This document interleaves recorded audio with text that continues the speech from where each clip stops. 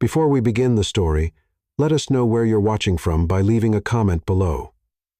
If you enjoy this video, don't forget to like and subscribe. Have a wonderful day. Enjoy the story, everyone. The crystal chandeliers of the Meridian Hotel ballroom cast dancing shadows across the marble floor, each facet catching the warm glow of candlelight and transforming the space into something magical.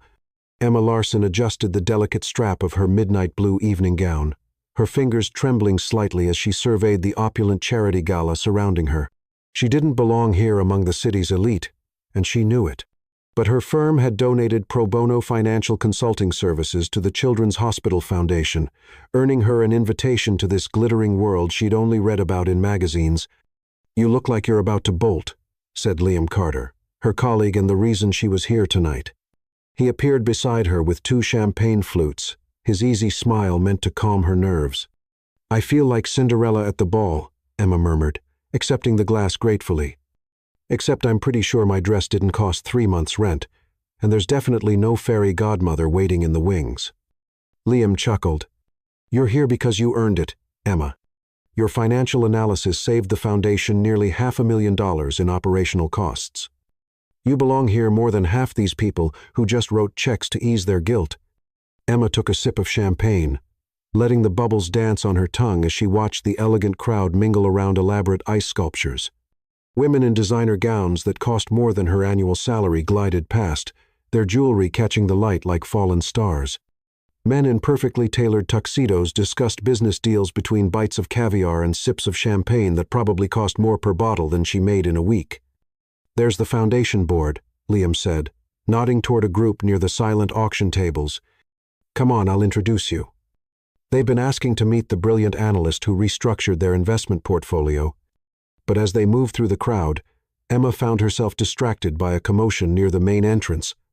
A tall figure had just arrived, and the entire room seemed to shift toward him like iron filings drawn to a magnet.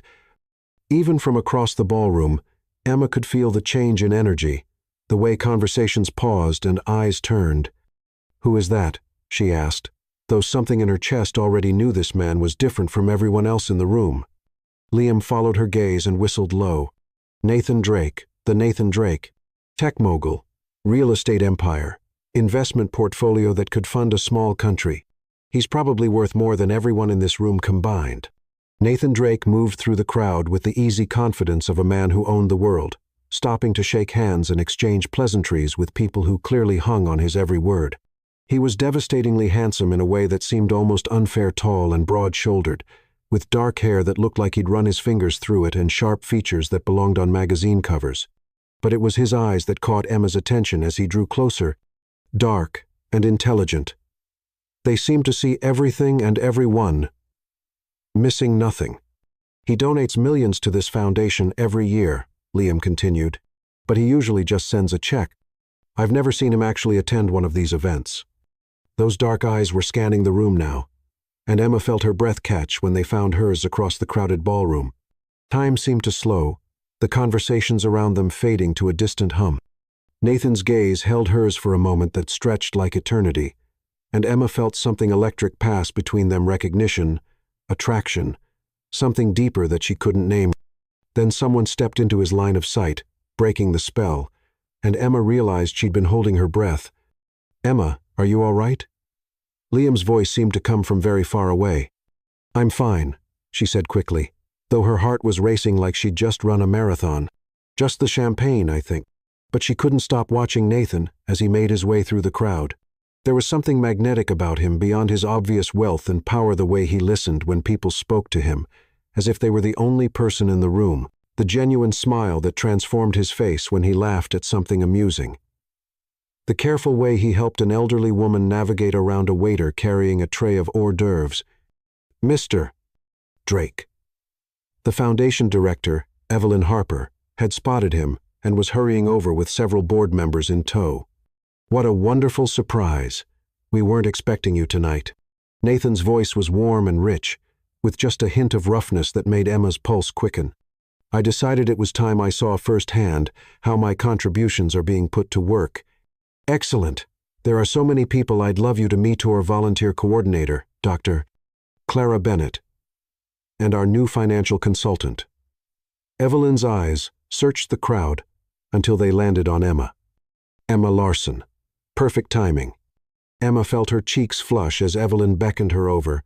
Liam gave her an encouraging nudge, and somehow her feet carried her forward, even though every instinct told her to flee. Up close, Nathan Drake was even more overwhelming, taller than she'd expected, with a presence that seemed to fill the space around him. "Mr. Drake, I'd like you to meet Emma Larson," Evelyn said with obvious pride. "She's the financial genius who completely revolutionized our investment strategy. Emma, this is Nathan Drake, our most generous patron." Nathan extended his hand, and when Emma took it, she felt a jolt of electricity shoot up her arm. His hand was warm and strong, with calluses that suggested he wasn't afraid of actual work despite his wealth. "Larson," he said, and the way he pronounced her name sent shivers down her spine. "Evelyn has been singing your praises all evening. I understand you've saved the foundation quite a bit of money."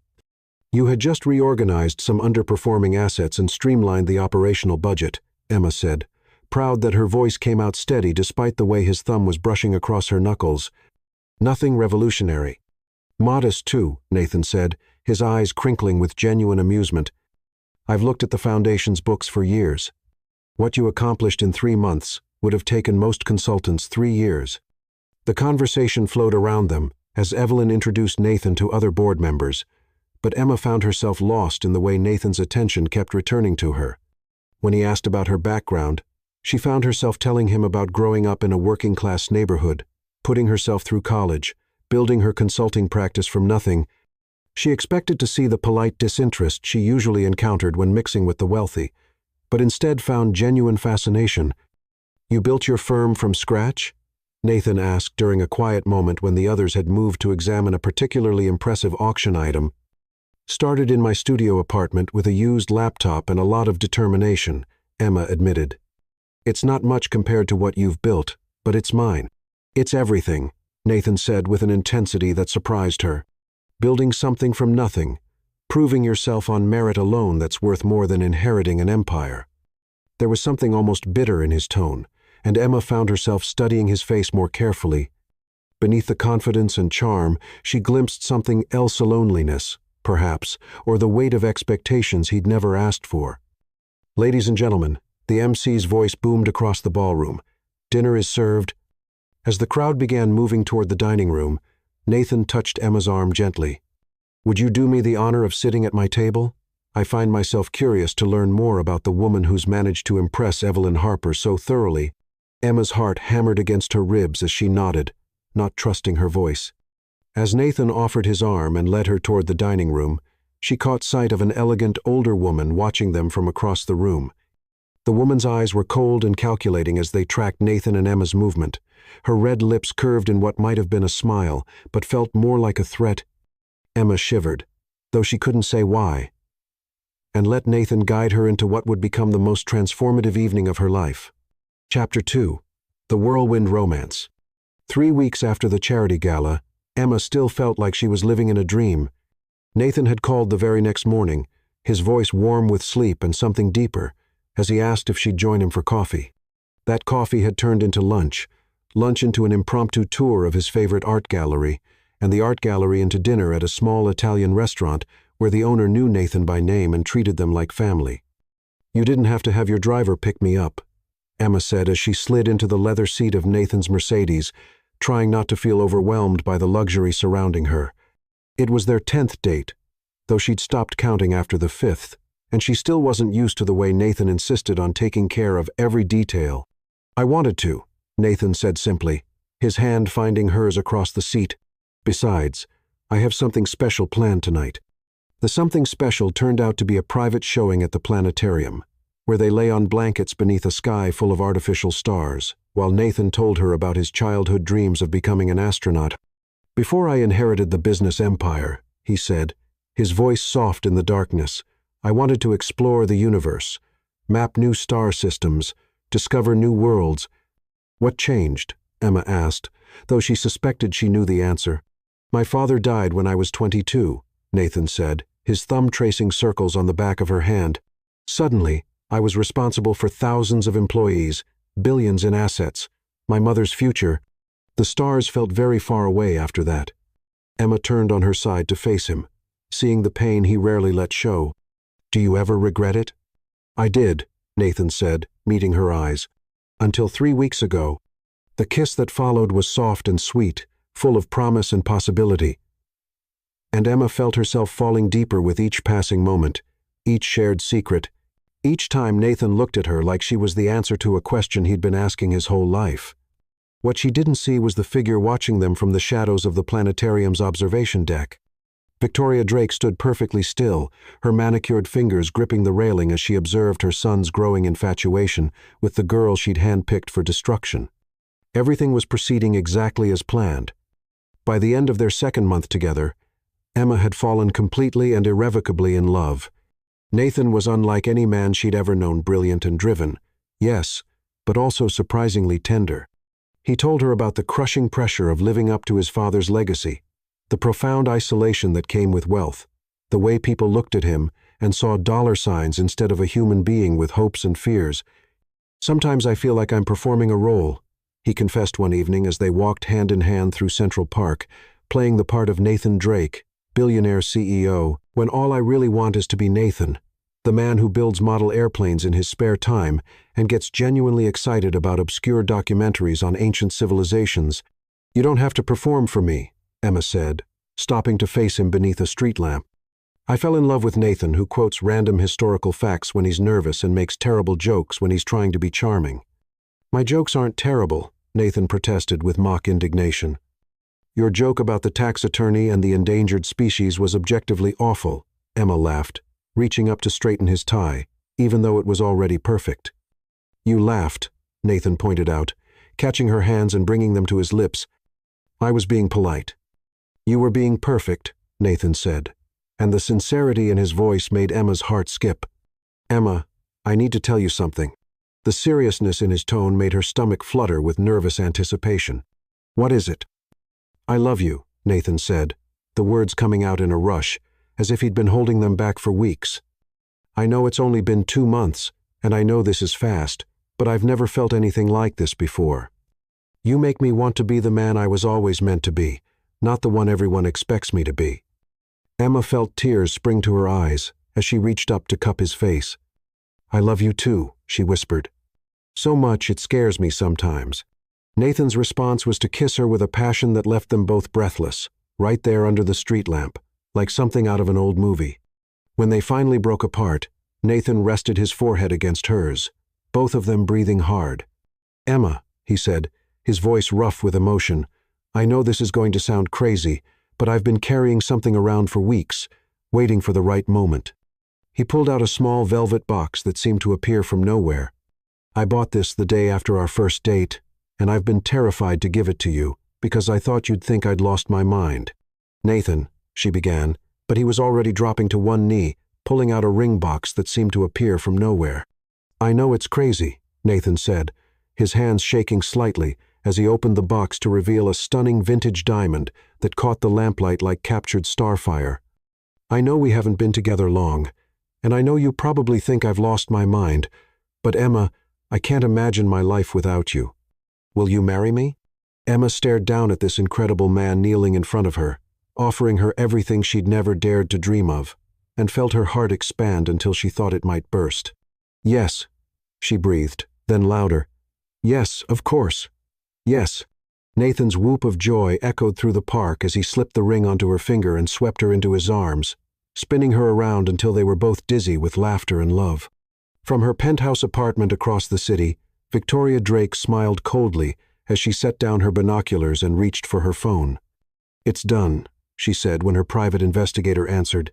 They're engaged. Begin phase 2 immediately. The wedding planning consumed the next month in a whirlwind of cake tastings, venue selections, and dress fittings. Nathan insisted on handling most of the arrangements, claiming he wanted Emma to enjoy the process rather than stress about details. What Emma didn't realize was that Victoria was orchestrating everything from behind the scenes, playing the role of supportive future mother-in-law, while carefully positioning all the pieces for Emma's downfall. She seems lovely, darling, Victoria said over lunch at the country club, her voice dripping with false warmth as she discussed Emma with her circle of society friends. A bit common, perhaps, but Nathan seems quite taken with her. Common? Asked Margaret Thornton, one of Victoria's oldest friends and biggest gossips. How so? Oh, you know, Victoria waved her hand dismissively. Working class background, built her little business from nothing. Very admirable, really, in its own way, though one does wonder about her motivations. The seed was planted expertly, and Victoria watched with satisfaction as Margaret's eyebrows raised in understanding. By evening, half of their social circle would be whispering about Nathan's gold-digging fiancé. Meanwhile, Emma remained blissfully unaware of the whispers spreading through high society. She was too caught up in the magic of planning a life with Nathan, too overwhelmed by his constant attention and affection to notice the subtle signs of manipulation surrounding them. "I can't believe this is really happening," Emma said one evening as she and Nathan reviewed seating charts in his home office. She was curled up in the leather chair beside his desk, her engagement ring catching the lamplight as she gestured. "3 months ago, I was just another single woman trying to build her career. Now I'm marrying the most incredible man I've ever met." Nathan looked up from his laptop, his expression soft with adoration. "3 months ago, I was just going through the motions of living. Now I wake up every morning excited about the future we're building together." He stood and crossed to her chair, kneeling beside it to take her hands in his. "Emma, I need you to know something. Whatever happens, whatever anyone says, you are the best thing that has ever happened to me. I would give up everything, the money, the business, all of it to spend my life with you." "Nathan," Emma said, touched by the intensity in his voice, "what brought this on?" "Just promise me," Nathan said urgently.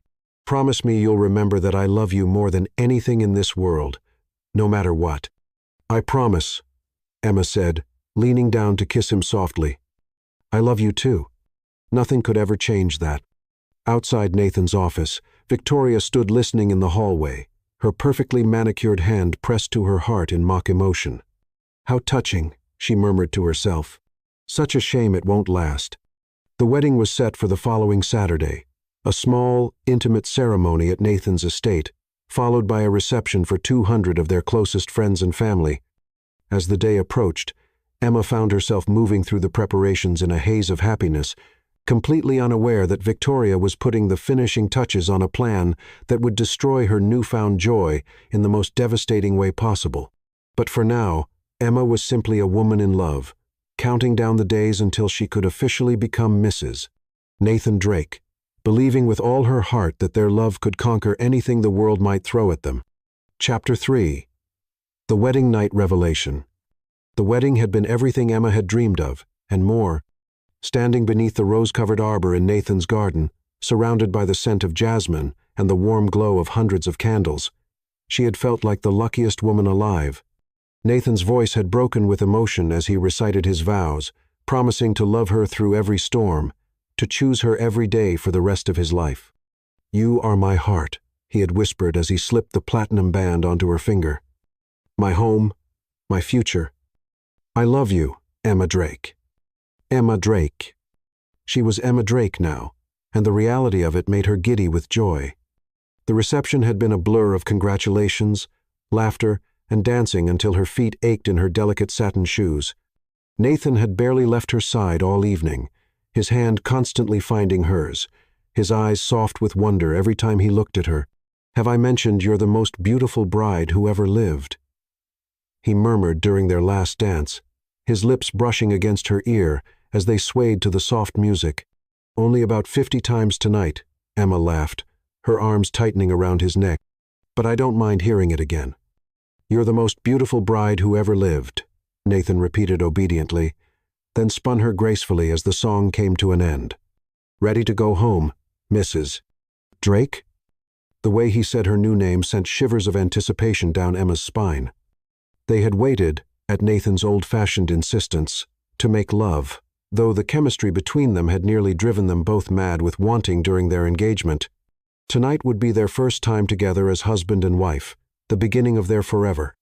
"More than ready," Emma said, standing on her tiptoes to kiss him softly. Nathan's penthouse apartment had been transformed for their wedding night. Rose petals created a path from the elevator to the master bedroom. Candles flickered on every surface, and soft jazz played from hidden speakers. Nathan had thought of everything, just as he always did. "Nathan," Emma breathed, taking in the romantic scene. "It's perfect." "You're perfect," Nathan said, coming up behind her to wrap his arms around her waist. His lips found the sensitive spot where her neck met her shoulder, and Emma melted back against him. "I love you so much, Emma. I can't believe you're actually my wife." Emma turned in his arms, her hands sliding up to frame his face. "Believe it," she whispered. "I'm yours, Nathan. Completely yours." Nathan's response was a kiss that spoke of months of restraint finally released. Of love and desire and promise all wrapped together. Emma lost herself in the feeling of his hands tangling in her hair, in the way he whispered her name like a prayer against her lips. "Let me," Nathan said softly, his fingers finding the delicate pearl buttons that ran down the back of her wedding dress. "I've been dreaming of this moment since the day I met you." Emma's heart raced as Nathan's fingers worked slowly, reverently, each freed button followed by a soft kiss pressed to the newly exposed skin. The dress was intricate, with dozens of tiny pearl buttons, and Nathan seemed determined to savor the unveiling of his bride. "You're trembling," Nathan observed, his voice husky with desire and tenderness. "Good trembling," Emma assured him, her own hands working at the buttons of his shirt. "Very good trembling." Nathan's laugh was low and intimate as he helped her slide his shirt from his shoulders. She had seen him shirtless before they'd spent many afternoons at his pool, but tonight felt different. Tonight, he was her husband, and she was his wife, and nothing would ever come between them. "I love you," Nathan said again, his forehead resting against hers as his hands stilled on her dress. "Emma, The elevator chimed, cutting through the intimate moment like a knife. Nathan froze, his eyes snapping toward the hallway in confusion. "Were you expecting someone?" Emma asked, suddenly self-conscious about her half-unbuttoned dress. "No," Nathan said, his brow furrowing. The security code was changed for tonight. "Nathaniel?" Victoria's voice echoed through the apartment, sharp and urgent. "Nathaniel, darling, are you here? Something terrible has happened. I need to speak with you immediately." Nathan's face went pale. "Mother," he said quickly, helping Emma secure her dress as footsteps clicked rapidly across the marble floor. What could possibly be so urgent that— "There you are." Victoria appeared in the bedroom doorway, her elegant black dress a stark contrast to the romantic scene around them. Her hands clutched a manila folder thick with documents. "I'm so sorry to interrupt, darling, but this couldn't wait until morning." "Mother, what the hell are you doing here?" Nathan demanded, stepping protectively in front of Emma. "This is our wedding night." "Yes, and that's exactly why this can't wait," Victoria said, her voice heavy with what sounded like grief. "Nathaniel, I've discovered something terrible. Something about your wife." Emma felt ice begin to form in her stomach. "What are you talking about?" Victoria's eyes, when they turned to Emma, were filled with what looked like pity. "My dear, I know you must have thought you were very clever. But really, in this day and age, did you think we wouldn't investigate?" "Investigate what?" Nathan's voice was dangerous now, and Emma could see the muscle in his jaw ticking. "Mother, you need to explain yourself right now." "The private investigator's report came in this afternoon," Victoria said, opening the folder with shaking hands. "I didn't want to ruin the wedding, but Nathaniel, she's been feeding information to your competitor's corporate secrets, financial data, everything." "That's impossible," Emma said, her voice sounding strange and distant to her own ears. "Bank records showing payments from Meridian Industries," Victoria continued, pulling out papers and photographs. "Email communications with their head of acquisitions, meeting logs, phone records. It's all here, darling."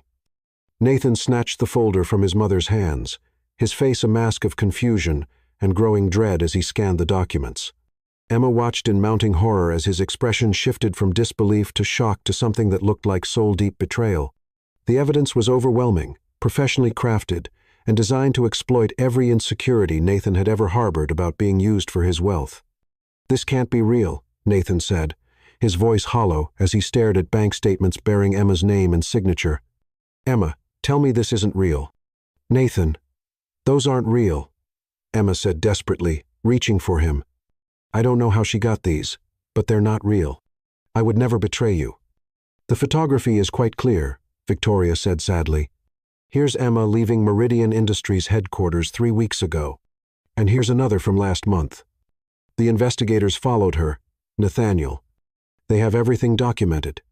Emma stared at the photographs in Nathan's Hans professional surveillance shots that clearly showed her entering and leaving the Meridian building. Except she'd never been to that building in her life. "These are fake," she said, her voice rising in panic. "Nathan, I swear to you, I've never even heard of Meridian Industries before tonight." "Really?" Victoria said, pulling out another sheet of paper. "Because according to their payroll records, you've been on their consulting roster for 6 months. They've paid you over $200,000 for inside information about Drake Industries." Nathan's hands were shaking now as he stared at the bank statements, bearing Emma's name and account number, showing regular deposits from Meridian Industries. The evidence was overwhelming, damning, and completely fabricated. "I don't understand," Nathan said, his voice hollow. "Emma, what is this?" "It's not real," Emma said, tears streaming down her face. "Nathan, I love you. I would never, ever betray you. You have to believe me. The emails are quite explicit," Victoria continued relentlessly. "Here's one from last week where Emma promises to deliver the Henderson acquisition files, and another from 3 days ago where she confirms the transfer of your personal investment portfolio details." Nathan looked up at Emma, and she felt her heart shatter at the pain and confusion in his eyes. "The Henderson deal," he said quietly. "How did you know about the Henderson deal? It was confidential." I don't know anything about a Henderson deal," Emma said desperately. "Nathan, please, you know me. You know I would never." "She's very good," Victoria said with what sounded like genuine admiration. "I have to give her credit. The performance has been flawless. Even I almost believed she truly cared for you." "Stop," Nathan said, his voice breaking. "Just stop." The bedroom fell silent except for Emma's quiet sobs and the sound of papers rustling as Nathan continued to look through the fabricated evidence. Each document was perfectly crafted, each piece of supposed proof building an airtight case against her. "Nathaniel," Victoria said gently, placing a hand on her son's shoulder, "I know this is devastating, but better to know now than after she'd gained access to everything. Imagine what she could have done with full access to your accounts, your business dealings." "I need you to leave," Nathan said without looking up from the papers. "Both of you. I need to think." "Nathan." "No," Emma pleaded, reaching for him again. "Don't shut me out. We can figure this out together. There has to be an explanation." "The explanation is quite clear, dear," Victoria said smoothly. "You're a gold digger who got caught." "I am not a gold digger," Emma exploded, her grief transforming into fury. "I love your son more than my own life. I would die before I hurt him." "Very touching," Victoria said dryly. "Nathaniel, shall I call security to escort her out?" "No," Nathan said quickly, finally looking up. His eyes were red-rimmed and filled with a pain so deep that Emma felt it like a physical blow. "Emma, I need you to explain this. All of this. I can't explain it because it's not real," Emma said, her voice breaking. "Nathan, please. Look at me. Look into my eyes and tell me you see someone who could betray you." Nathan stared at her for a long moment, and Emma held her breath, praying that their love would be stronger than his mother's lies. But when he spoke, his voice was cold and foreign. "I trusted you with everything," he said quietly. "My heart, my secrets, my future, and all this time, you were using me." "No," Emma whispered. "Nathan, no." "Until you can apologize to my mother for deceiving us both," Nathan said, the words coming out stilted and formal, as if he were reading from a script, "I will never touch you again." The words hit Emma like a physical blow, doubling her over with pain. She looked at Victoria, who was watching the destruction of her son's marriage with satisfied eyes, and finally understood the depth of the trap that had been laid for her. "I will never apologize for something I didn't do," Emma said, finding some core of strength she didn't know she possessed. "Nathan, when you come to your senses, I'll be waiting, but I won't lie to save your mother's twisted conscience." With that, Emma turned and walked out of the bedroom, leaving behind the rose petals and candles, the romantic dreams and whispered promises. Her marriage was over before it had truly begun, destroyed by lies she couldn't prove were false. As the elevator doors closed behind her, she heard Victoria's voice, soft and victorious. "Don't worry, darling. Mother will help you through this. You're better off without her." Chapter 4. The Cold War. The Drake mansion had become a mausoleum of broken dreams. Emma moved through its opulent halls like a ghost, her footsteps echoing on marble floors that had once promised forever, but now felt like the walls of an elegant prison. 3 weeks had passed since their wedding night catastrophe, and the silence between her and Nathan had become a living entity, suffocating them both with its relentless presence. She had taken up residence in the East Wing guest suite, as far from Nathan's master bedroom as she could get, while still technically living in the same house. The irony wasn't lost on her. She had more space now than in her old studio apartment. But she'd never felt more trapped. Every morning, Emma woke to the sound of Nathan's footsteps in the hallway as he left for work before dawn, clearly timing his departure to avoid seeing her. Every evening, she heard his car in the driveway long after dinner, ensuring he wouldn't have to share a meal with the wife he no longer trusted. The staff had been dismissed, all except Mrs. Lynn, the housekeeper who had worked for the Drake family for 20 years. Emma suspected Nathan had kept her on to act as a buffer, someone to ensure they were never truly alone together. Mrs. Lynn was kind but professional, treating Emma with the same courtesy she showed all members of the household, though Emma sometimes caught her watching with sympathetic eyes. "Mr. Drake asked me to inform you that he'll be working late again tonight," Mrs.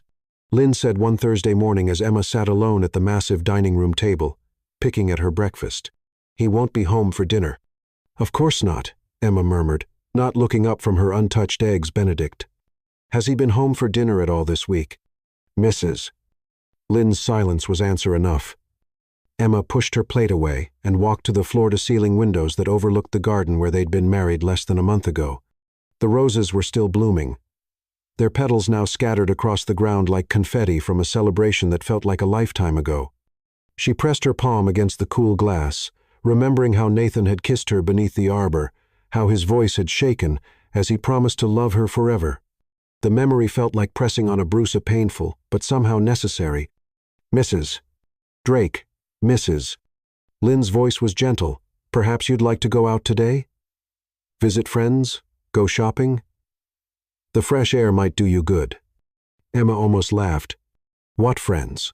The few relationships she'd maintained during her whirlwind romance with Nathan had withered under the intensity of their courtship.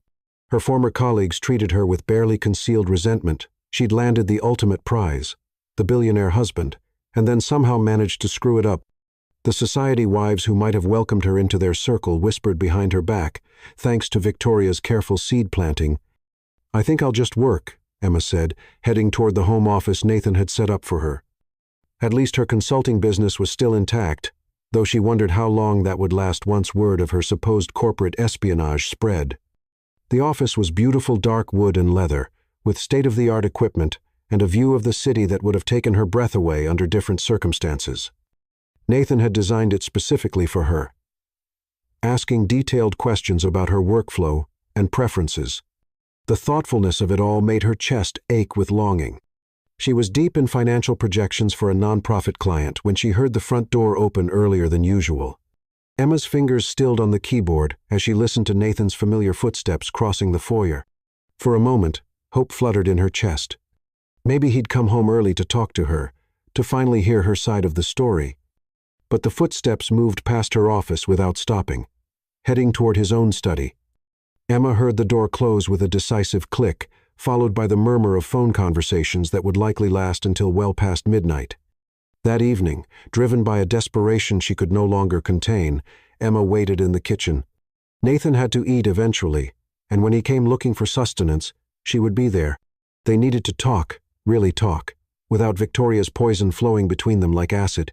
At nearly 10 o'clock, Nathan finally appeared in the doorway, loosening his tie with one hand while scrolling through his phone with the other. He froze when he saw her sitting at the breakfast counter, his expression shifting from surprise to something carefully blank. "Emma," he said, his voice formally polite, "I didn't expect to see you." "When would you expect to see me?" Emma asked, fighting to keep her tone calm. "You leave before I wake up and come home after I go to bed. We live in the same house, but I haven't seen you in 4 days." Nathan's jaw tightened almost imperceptibly. I've been busy. Too busy to talk to your wife? My wife, who's been selling my secrets to competitors. The words came out sharp and bitter, and Emma flinched as if he'd slapped her. I didn't sell anything to anyone, Emma said quietly. Nathan, please, just listen to me for 5 minutes. Look at those documents again. Really look at them. The dates, the signatures, the account number something isn't right. Nathan's phone buzzed, and he glanced at it automatically. I have a call with Tokyo in 10 minutes. Of course you do, Emma said, hurt bleeding through her careful composure. You always have a call or a meeting or somewhere else to be anything to avoid dealing with this. Dealing with what, exactly? Nathan's voice rose slightly. The first real emotion he'd shown her in weeks.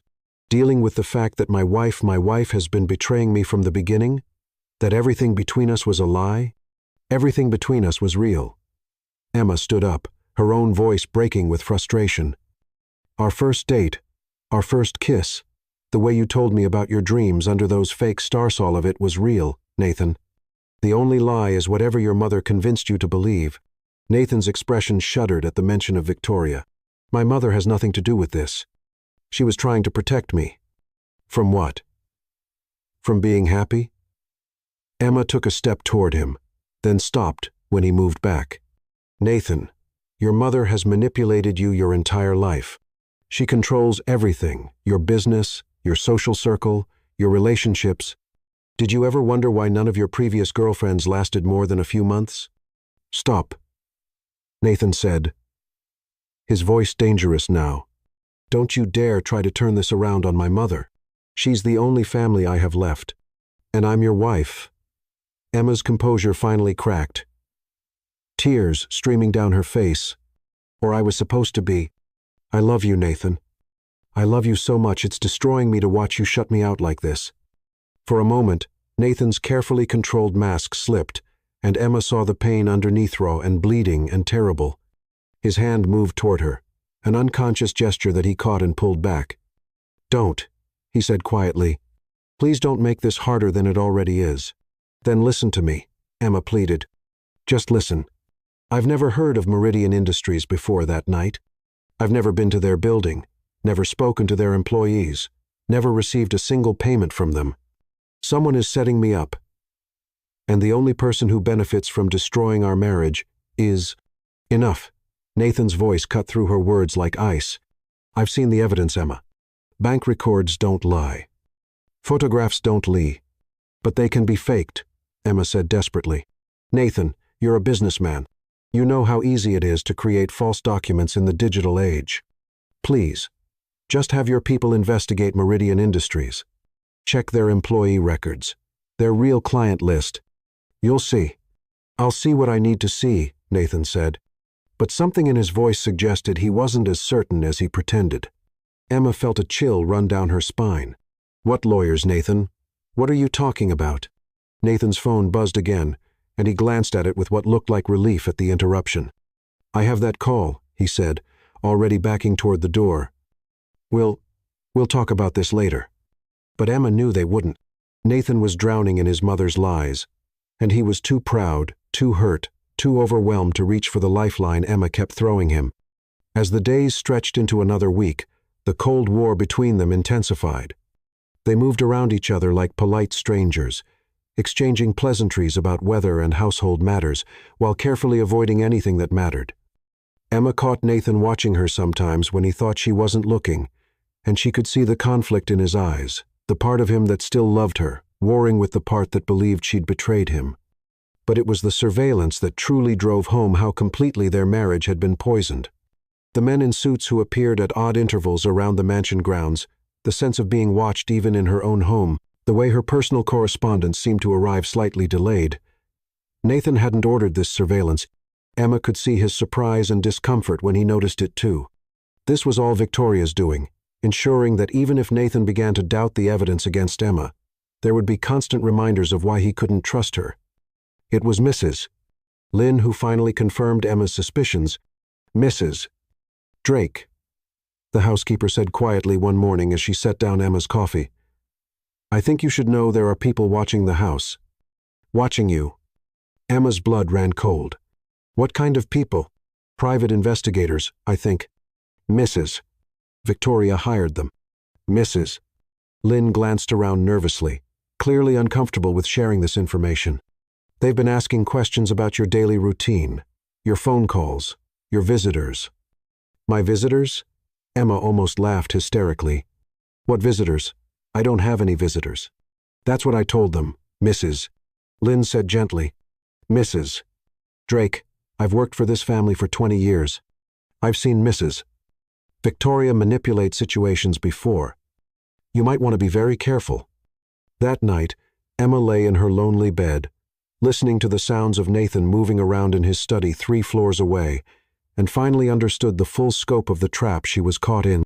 Victoria wasn't just content to destroy their marriage. She wanted to destroy Emma completely. The surveillance, the constant scrutiny, the isolation was all designed to drive her away or break her spirit entirely. But Emma had grown up fighting for everything she'd ever achieved, and she wasn't about to surrender without a battle. If Victoria wanted a war, she'd have one. The only question was how much collateral damage Nathan's heart could survive. Chapter 5. The Divorce. The call came on a Tuesday morning while Emma was reviewing quarterly reports for a client, trying to lose herself in numbers that made sense when nothing else in her life did. Nathan's voice on the intercom was formal, distant, but she could hear something underneath exhaustion, maybe, or resignation. Emma, could you come to my study, please? There's something we need to discuss. Emma's heart hammered against her ribs as she made her way through the mansion's corridors. It had been 2 days since their devastating confrontation in the kitchen. Days of silence, so oppressive it felt like being buried alive. Maybe Nathan had finally come to his senses. Maybe he'd investigated Meridian Industries and discovered the truth. Emma stopped in the doorway of Nathan's study, her hopes crashing to the ground. Victoria sat in one of the leather chairs across from Nathan's desk, her expression perfectly composed except for the gleam of satisfaction in her eyes. Nathan stood by the window, with his back to the room, his shoulders rigid with tension. "Close the door, please," Nathan said without turning around. Emma's hands shook as she followed his instruction, the soft click of the latch sounding like the closing of a coffin. Whatever was about to happen, she knew it was going to shatter what was left of her world. "Sit down, dear," Victoria said, gesturing to the empty chair beside her with false kindness. "This is difficult for all of us." "I'll stand," Emma said, crossing her arms over her chest. She wasn't going to make this easy for them. Nathan finally turned from the window, and Emma's breath caught at the sight of him. He looked like he hadn't slept in weeks. His eyes were red-rimmed and hollow, his usually perfect appearance disheveled. There were papers scattered across his desk, and Emma could see her name on several of them. "Emma," Nathan began, then stopped, running a hand through his hair. "This isn't... I never wanted..." "Just tell her, Nathaniel," Victoria said gently.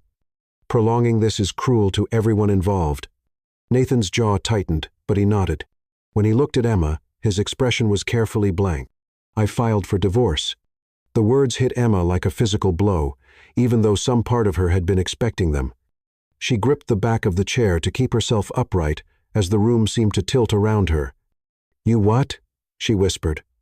"The papers were filed this morning," Nathan continued, his voice mechanical. "My lawyers have prepared a settlement offer that I think you'll find generous." "Generous?" Emma's voice cracked on the word. "Nathan, we've been married for 3 weeks. 3 weeks, and you're giving up on us?" "I'm not giving up," Nathan said, and for the first time, emotion bled through his controlled facade. "You gave up the moment you decided to betray me." "I never betrayed you." Emma's composure finally shattered completely. "How many times do I have to tell you that? I love you, Nathan. I love you more than my own life. And you're throwing that away because your mother... This has nothing to do with my mother." Nathan cut her off sharply. "This is about trust, Emma. About the foundation of our marriage being built on lies. The only lies are the ones she's feeding you," Emma said, pointing at Victoria, who was watching the exchange with barely concealed pleasure. "Nathan, please, look at me. Really look at me. Do you see someone who could deceive you? Do you see someone who could fake everything we shared?" For a moment, Nathan's mask slipped, and Emma saw the pain underneath, raw and bleeding and desperate. His hand moved toward her unconsciously, then stopped. The evidence, he began, can be manufactured. Emma finished. Nathan, you're a smart man. You built a business empire from nothing. You know how easy it is to create false documents, fake photographs, bogus bank records. Please, just investigate. Have your people look into this properly. Nathan was quiet for so long that Emma dared to hope. Then Victoria cleared her throat delicately. Nathaniel, darling, perhaps you should tell Emma about the ultimatum. Emma's blood turned to ice. What ultimatum? Nathan's face went pale, and he shot his mother a look that could have cut glass. Mother, that's not. What ultimatum, Nathan? Emma demanded, her voice rising. Victoria smiled with false sympathy. The board of directors has some concerns about recent events. Naturally, they're worried about corporate security. Given the circumstances, understanding crashed over Emma like a cold wave. They want you to divorce me, or they'll remove you from the company. It's not that simple, Nathan said desperately. The board isn't just questioning my judgment. They're threatening a complete restructuring that would eliminate thousands of jobs. If I'm removed as CEO, the company will be carved up and sold off in pieces. I thought if I could divorce you quickly and quietly, deal with the situation, then somehow find a way to prove your innocence and win you back once the crisis passed. You thought you could manipulate me the same way your mother manipulated you, Emma said, seeing the truth with devastating clarity. You thought you could make decisions for me, about my life, without even asking what I wanted. And you orchestrated this, Emma said, staring at Victoria with a mixture of horror and grudging admiration. You planned all of this, the fake evidence, the board pressure, even our meeting at the charity gala. I have no idea what you're talking about, Victoria said innocently. I simply brought some concerning information to the board's attention. They reached their own conclusions. Emma turned back to Nathan, who was staring at the floor like he couldn't bear to meet her eyes. So this is it? You're choosing the company over me? I'm protecting what my father built, Nathan said quietly. I'm protecting thousands of jobs, billions in assets, the legacy that will support our. He stopped abruptly. Our what? Emma asked. Our future? We don't have a future, Nathan. You just made sure of that. Nathan finally looked up, and Emma saw something break behind his eyes. The settlement includes a substantial financial package. You'll never have to work again, never have to worry about money. You can start over anywhere you want. I don't want your money, Emma said, tears streaming down her face. I want my husband. I want the man who promised to love me through every storm, who said he'd choose me every day for the rest of his life. That man believed he was marrying someone honest, Nathan said, his voice hollow. That man was naive. That man was right the first time, Emma said desperately. Nathan, please, don't do this. Don't let her win. This isn't about winning or losing, Nathan said. This is about doing what's necessary. Emma stared at him for a long moment, seeing the man she loved disappearing behind walls of hurt and duty and misguided loyalty. Finally, she nodded. Fine, she said, her voice steadier than she felt. Where do I sign? Nathan flinched as if she'd struck him. Emma, you don't have to decide right now. You can take time to review the terms, have your own lawyer look at. Where do I sign? Emma repeated. With shaking hands, Nathan shuffled through the papers on his desk until he found the divorce documents. Emma took the pen he offered and signed her name with quick, decisive strokes, not bothering to read the terms. She didn't care about money or property or any of it. There, she said, setting the pen down with a sharp click that echoed like a gunshot in the silent room. Is there anything else you need from me? Emma, Nathan said, and his voice broke on her name like a man drowning. I'm sorry. I'm so desperately sorry this happened. So am I, Emma said, looking directly into his eyes with a strength that surprised them both. I'm sorry you're so terrified of being hurt that you'd rather destroy something beautiful than fight for it. I'm sorry you trust your mother's lies more than your wife's love. And I'm sorry that when you finally realize the truth, it's going to destroy you. She turned to leave, then stopped at the door. For what it's worth, Nathan, I would have chosen you over money, over security, over everything. I would have chosen you every single time. Emma walked out of the study with her head held high, ignoring Victoria's satisfied smile and Nathan's stricken expression. She made it all the way to her room before she collapsed, sobbing into her hands as the magnitude of what had just happened hit her. Her marriage was over. The great love story she'd believed in so completely had been destroyed by lies and manipulation and fear. In 3 weeks, she'd gone from the happiest woman alive to a divorced pariah with nothing left but her pride and her determination to rebuild. As she packed her few belongings, Emma could hear muffled voices from Nathan's study Victoria's soothing tones and Nathan's responding rumble. She was probably consoling him, telling him he'd made the right choice, reassuring him that he was better off without his gold-digging wife. Emma paused in her packing, a fierce resolve settling over her. Victoria thought she'd won, thought she'd successfully removed the threat to her control over Nathan's life. But Emma wasn't just going to disappear quietly. She was going to build something bigger and better than anything she'd lost. And someday, when Nathan finally saw through his mother's lies, Emma was going to make sure she was strong enough that she didn't need him to save her. She was going to save herself. 2 hours later, Emma walked out of the Drake mansion for the last time, carrying only a small suitcase and her mother's jewelry. She didn't look back at the house where she'd been so briefly, impossibly happy. She had a life to rebuild, and she was going to make it magnificent. Chapter 6. The Revelation. 2 years, 3 months, and 16 days after Emma walked out of his life, Nathan Drake sat in his corner office, staring at quarterly reports that might as well have been written in ancient Greek for all the attention he could pay them. The numbers blurred together as his mind wandered, as it so often did these days, to memories he couldn't seem to banish, no matter how hard he tried. The business was thriving. Drake Industries had seen record profits for 6 consecutive quarters, expanded into 3 new markets, and acquired 2 major competitors. By every measurable standard, Nathan was more successful than he'd ever been. He was also more miserable than he'd thought possible.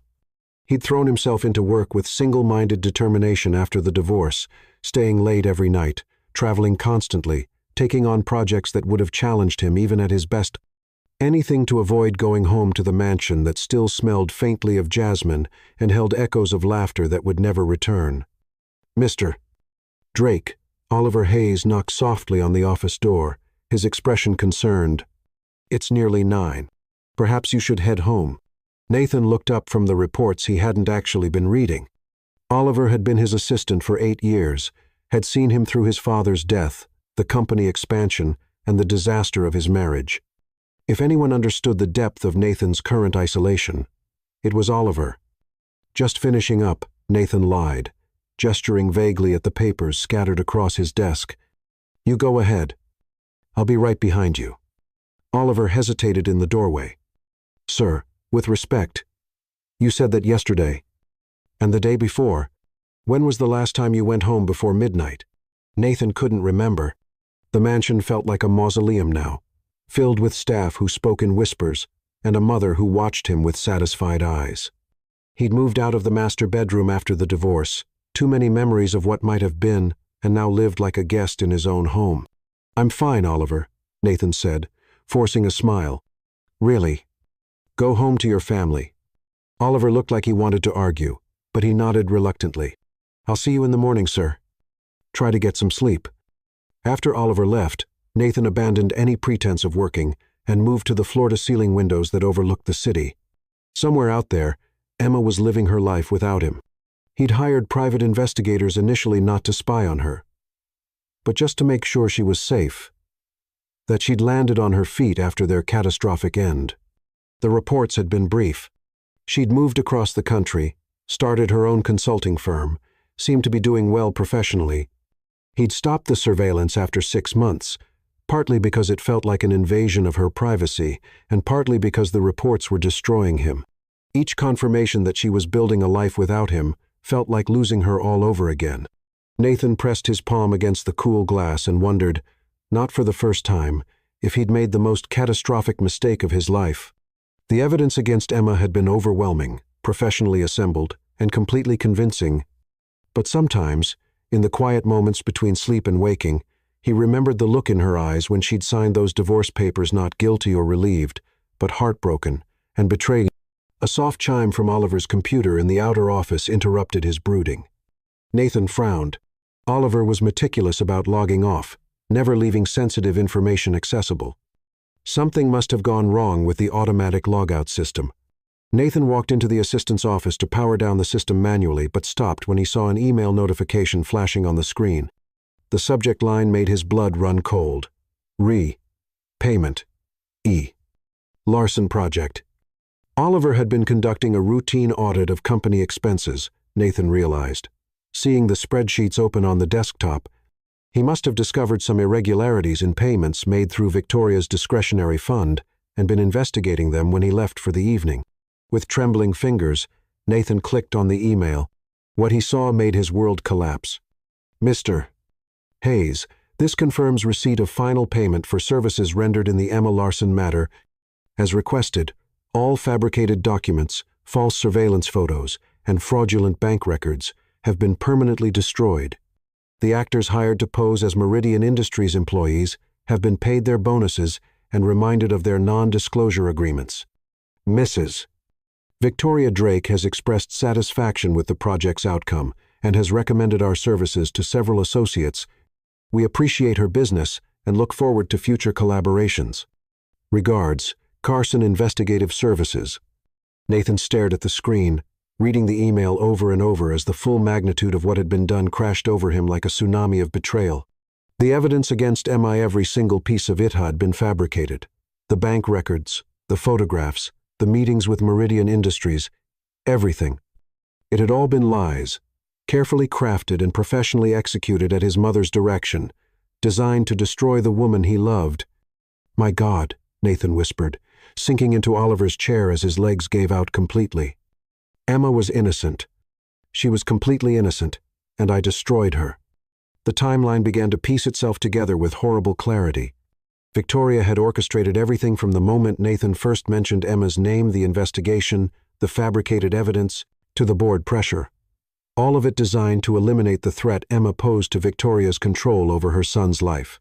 Nathan's hands shook as he forwarded the email to his personal account, then began searching through Oliver's files for any other evidence of the conspiracy. What he found made him physically ill. Financial records showing payments to the investigative firm, communications detailing the exact fabrications needed, even notes about timing the revelation for maximum emotional impact. His mother had planned Emma's destruction with the precision of a military campaign. Nathan stumbled back to his office and collapsed into his chair, the weight of his betrayal crushing down on him. Emma had begged him to investigate, had pleaded with him to look deeper into the evidence. She'd sworn her innocence right up until the moment she signed the divorce papers, and he'd dismissed her protests as the desperate lies of someone caught in their deception. He'd chosen his mother's lies over his wife's truth. He'd chosen duty and fear over love and trust. He had destroyed the most precious thing in his life because he'd been too cowardly to believe in something beautiful. The intercom buzzed, startling him out of his spiral of self-recrimination. Mr.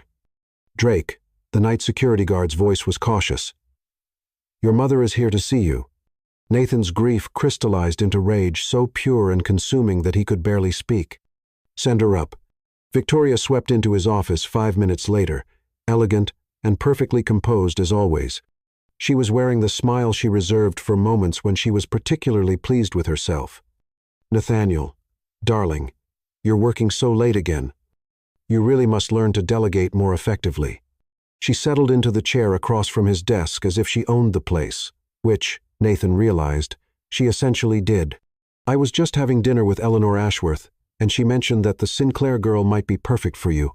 She's lovely, well-bred, and her father owns. Shut up. Victoria's perfectly arched eyebrows rose in surprise. Excuse me? I said, shut up, Mother. Nathan's voice was deadly quiet as he turned his computer screen toward her. Would you like to explain this? Victoria's face went pale as she read the email, but she recovered quickly. Nathaniel, I have no idea what you're talking about. This must be some kind of mistake. Carson Investigative Services, Nathan continued, his voice getting stronger with each word. Ring any bells? How about the $200,000 you paid them to fabricate evidence against my wife? Ex-wife, Victoria corrected automatically, then seemed to realize what she'd revealed. Nathaniel, you don't understand. I understand perfectly. Nathan stood up, towering over his mother for the first time in his adult life. You destroyed my marriage. You destroyed the woman I love. You turned me into the kind of man who would betray his own wife based on lies. She was wrong for you. Victoria's composure finally cracked, revealing the calculating manipulator underneath. She was common, grasping, completely inappropriate for someone in your position. I was protecting you. You were protecting your control over me, Nathan cut her off. Emma was the best thing that ever happened to me, and you couldn't stand that she made me happy. She was a gold digger.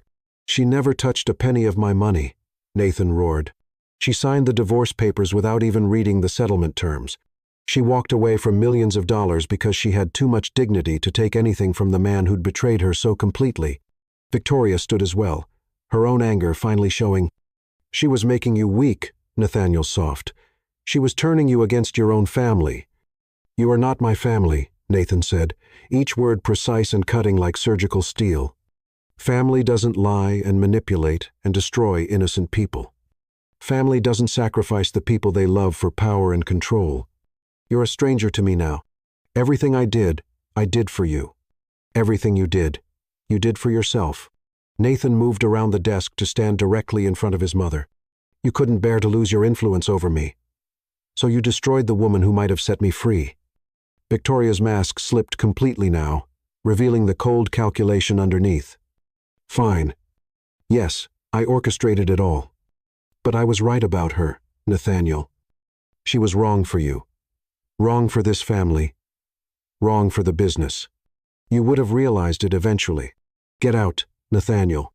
Get out of my office. Get out of my building. And get out of my life. Nathan's voice was ice cold. You're fired from the board of directors, effective immediately. Your access to company accounts is revoked. Your corporate credit cards are canceled. And your position as family liaison is terminated. Victoria stared at him in shock. You can't be serious. I'm your mother. You stopped being my mother the day you decided to destroy my wife, Nathan said. Security will escort you from the building. Any attempt to contact me or interfere with my business will result in criminal charges. For the first time in his life, Nathan saw his mother look genuinely afraid. Nathaniel, please, we can work this out. We can find a way. The only thing I want from you now is Emma's current address, Nathan said. And then I never want to see you again. After Victoria left, escorted out by security like a common criminal, Nathan sat alone in his office and finally understood the full scope of what he'd lost. Emma had been innocent completely, absolutely innocent, and he'd chosen to believe the worst of her. He had divorced the woman he loved, cast her out of his life, and let her believe that their entire relationship had been meaningless to him. The magnitude of his betrayal was staggering. But somewhere out there, Emma was alive and building a life without him, which meant maybe, somehow, there was still a chance to make things right. Nathan reached for his phone and dialed his personal investigator. It was time to find his wife. Chapter 7. The Search. Finding someone who didn't want to be found, Nathan discovered, was far more difficult than he'd imagined. Emma had vanished from her old life so completely that it was as if she'd never existed. Her former apartment had been rented to someone else within a month of their divorce. Her small consulting firm had been dissolved. The clients transferred to associates. Even her old friends claimed they hadn't heard from her in 2 years. Nathan spent 3 sleepless weeks following dead-end leads and chasing shadows. His private investigator, Liam Carter, had been apologetic but honest. She covered her tracks professionally. Mr. Drac, a new social security number, new bank accounts, probably a new name. Whoever helped her disappear knew what they were doing. The irony wasn't lost on Nathan. He was employing the same methods his mother had used to destroy Emma. Only now he was trying to find her instead of frame her. The parallel made his stomach turn. But he pressed on. He had to find her. He had to try to make this right. The breakthrough came from an unexpected source. Nathan was leaving his office late one Thursday evening when he ran into Ethan Lynn, Emma's former colleague from the charity gala, in the lobby of the building where Ethan now worked. Nathan recognized him immediately. They'd met briefly that first night when Emma had been with Liam Carter. Nathan. Ethan looked shocked to see him. What are you doing here? Meeting with potential investors, Nathan said automatically, then stopped. Ethan, I need to ask you something. Have you heard from Emma at all? Do you know where she is? Ethan's expression immediately became guarded. Why do you want to know? Because I need to apologize to her, Nathan said quietly, his voice raw with months of suppressed anguish. Because I need to tell her the truth about what happened. Ethan, I destroyed the most precious thing in my life based on lies, and I have to try to make it right. The truth? Ethan's voice was sharp with disbelief. The truth is that you threw away the best woman you'll ever meet because you believed she was a gold digger. The truth is that Emma loved you more than her own life. And you destroyed her. Nathan flinched, but didn't back down. The truth is that my mother fabricated all the evidence against Emma. The bank records, the photographs, the meetings with Meridian Industries, all of it was fake. Emma was completely innocent. Ethan stared at him for a long moment, his expression shifting from anger to shock to something that might have been hope. You're serious. Completely serious, Nathan said. Ethan, I know you have no reason to help me, but if you know anything at all about where Emma is, I'm begging you. I need to find her. Ethan was quiet for so long that Nathan thought he was going to refuse. Then he sighed heavily. She goes by Emma Sullivan now, Ethan said finally. She moved to Seattle and started her own consulting firm, Phoenix Strategic Solutions. That's all I know. Nathan felt his heart start beating again for the first time in weeks. Thank you, he said, his voice thick with emotion. Ethan, thank you. Don't thank me yet, Ethan said grimly.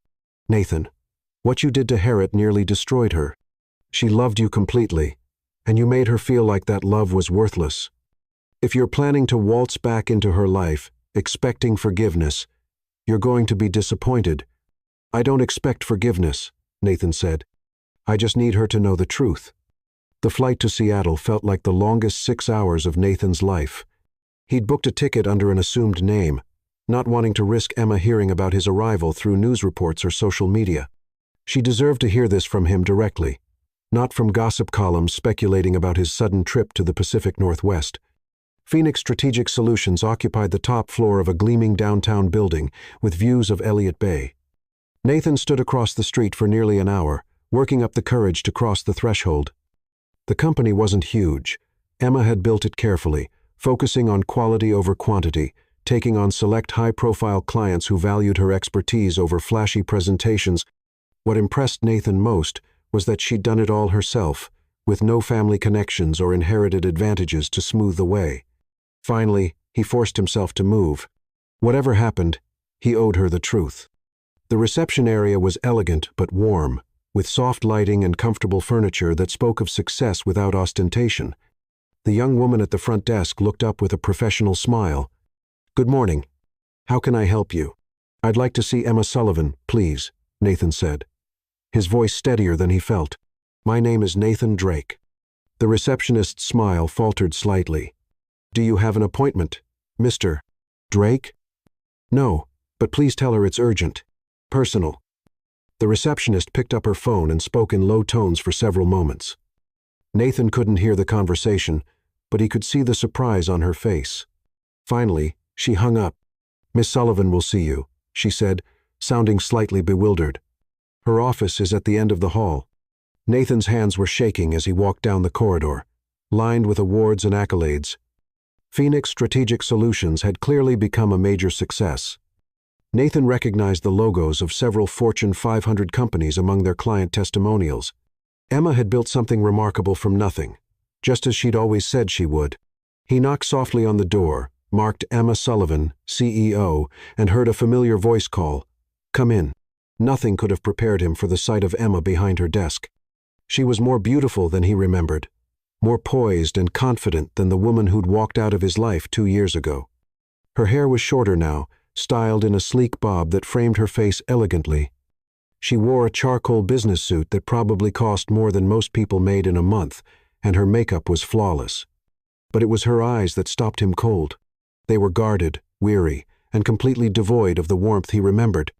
"Hello, Nathan," Emma said, her voice professionally polite. "Please sit down." Nathan remained standing, suddenly unsure how to begin. "Emma, Thank you for seeing me. I wasn't sure you would. I almost didn't, Emma said, leaning back in her leather chair.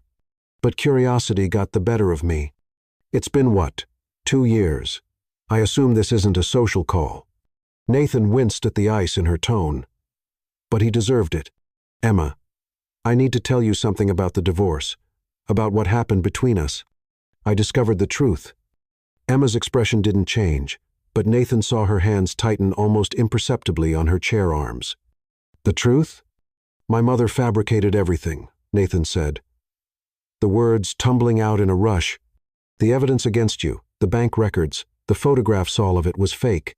She hired investigators to create false documents and paid actors to pose as employees of a company that barely existed. You were completely innocent. And I... Stop. Emma's voice cut through his confession like a blade. Nathan fell silent, watching as Emma stood and moved to the window overlooking the bay. Her back was rigid, her shoulders tense. Do you have any idea, Emma said quietly, what it's like to have the person you love most in the world look at you like you're a stranger? Like everything you shared was a lie? Do you know what it's like to have your heart ripped out and handed back to you in pieces?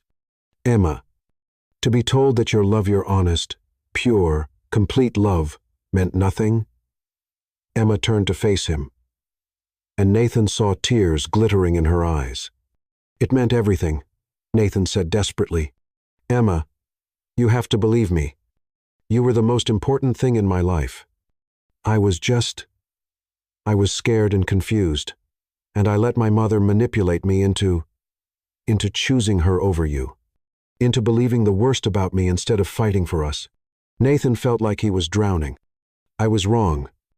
I was so wrong. And I'm sorry, Emma.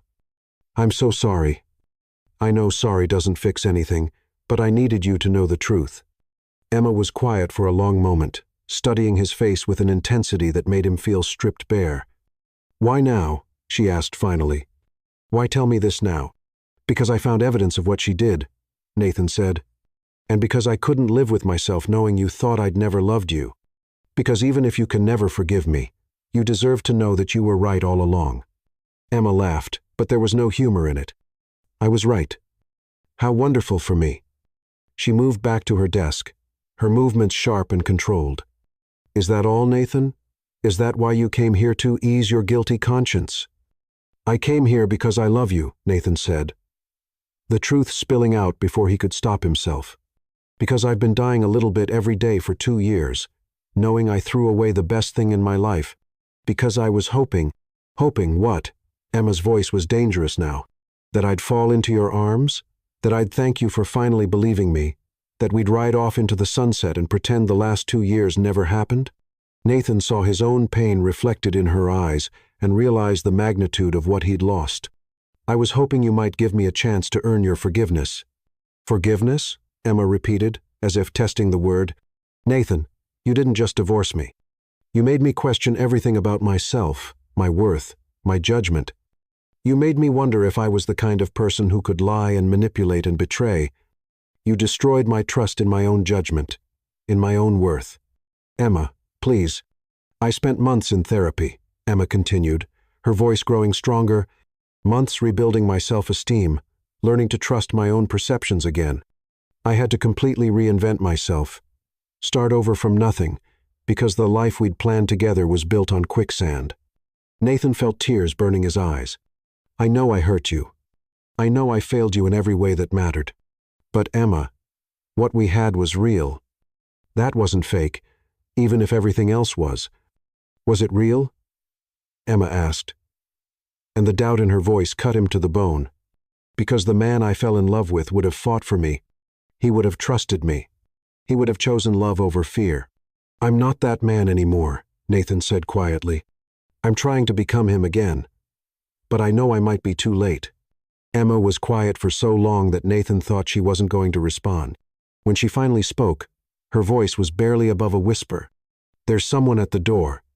Nathan turned to see a young woman in the doorway, Emma's assistant. He assumed, Miss Sullivan. The woman said hesitantly, I'm sorry to interrupt, but you have the Morrison meeting in 10 minutes. Thank you, Rachel, Emma said, her professional mask sliding back into place. Mr. Drake was just leaving. Nathan knew a dismissal when he heard one, but he couldn't bring himself to move. Emma, please, can we talk more? Maybe dinner or… No, Emma said firmly. Nathan, I'm glad you told me the truth. Really. But I've moved on. I've built a life here, and I won't let you disrupt it. Nathan nodded, his heart breaking all over again. If you change your mind, he said, pulling out a business card and setting it on her desk. My number is on there. Day or night, Emma, I'll wait as long as it takes. As he reached the door, Emma's voice stopped him. Nathan. When he turned back, she was looking at him with an expression he couldn't read. For what it's worth, I'm sorry too. Sorry, it took 2 years for you to find the courage to believe in me. Nathan nodded, unable to speak past the lump in his throat. As he walked out of her office, he heard Emma's assistant say something that made his heart skip. Miss Sullivan, are you all right? You look like you've seen a ghost. In a way, Emma replied, her voice so soft Nathan could barely hear it. I have… Outside, on the busy Seattle street, Nathan stood in the rain and finally understood the full scope of his loss. Emma had survived his betrayal and built something beautiful from the ashes of their destroyed marriage. She was strong and successful, and had every reason to never trust him again. But she'd kept his business card, and for now, that was enough to give him hope. Chapter 8. The Encounter. Nathan didn't leave Seattle immediately. Against every reasonable instinct, against the advice of his legal team, who kept calling about urgent matters requiring his attention, and against the voice in his head that warned him he was crossing into dangerous territory. He stayed. He checked into the Four Seasons under an assumed name and began what he privately called his campaign for redemption. Though he knew the odds of success were virtually non-existent, he wasn't stalking her. Nathan was careful to maintain appropriate boundaries and never approach her private residence. He was simply learning about the life she'd built, understanding the woman she'd become in his absence. Emma arrived at her office every morning at precisely 7:30, usually carrying coffee from the little cafe 2 blocks away and the Wall Street Journal tucked under her arm. She left most evenings between 6 and 7, sometimes stopping at the organic grocery store in the business district. She lived alone in a converted loft in the arts district. Nathan discovered after following her home one evening at a discreet distance. The building was beautiful exposed brick and large windows, the kind of place that spoke of artistic sensibility and substantial success. She'd chosen well. For 2 weeks, Nathan simply observed, trying to understand who Emma had become in his absence. She seemed confident, self-assured, completely in control of her world. She'd built something remarkable from nothing, just as she'd always said she would. The knowledge filled him with pride and regret in equal measure. On a Thursday morning, Nathan finally worked up the courage to approach her again. He timed his walk perfectly, arriving at the coffee shop just as Emma was placing her order.